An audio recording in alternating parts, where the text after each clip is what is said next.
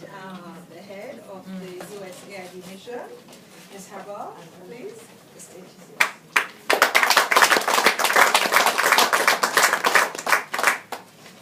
Please bear with me, and I'd like to recognize some people. Ambassador Brenda Lagrange Johnson, Howard Drake, the British High Commission, members of the Parliament of the United Kingdom, Andrew Rosendahl, Rory Stewart, and Drake Watts, members of the Foreign Affairs Committee of the House from the UK, Michelle Rollins, who is representing the Most Honourable Prime Minister Portia Simpson-Miller, and also the Honourable Peter Phillips, Hooper Brooks, of course, other donors, Rosetown Benevolent Society representative, certainly the Potters of Rosetown, whom many I have met, and whose pot graces my desk in the office.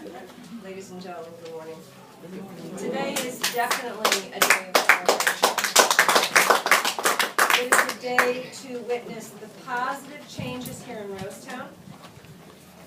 Clay has been transformed into an exquisite art form, a demonstration of beauty, of hope, and that change is possible.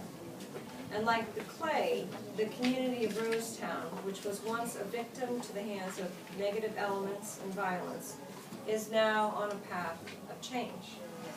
We are here to recognize that your hard work is achieving significant success. The efforts you have put into this, the goals you have set for yourselves, the goal for a brighter future for Rosetown and the citizens who live here, is now clearly a reality. USAID is pleased to partner with the Princess Foundation for the Building Community to further enrich the community of Rosetown. And much progress has been made through past initiatives, as has been explained.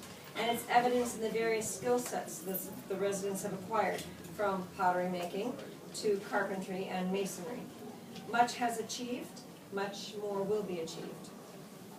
USA Jamaica is committed to assist with community-based micro-enterprise development in Rosetown through the grant that we're making with the Rosetown Foundation for the built environment.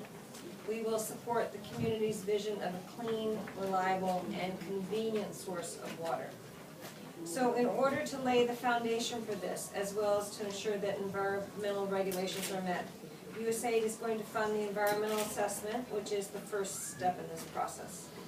In addition, we're going to support Rosetown in establishing good governance structures within the community to facilitate fair and transparent payment systems for use of the water.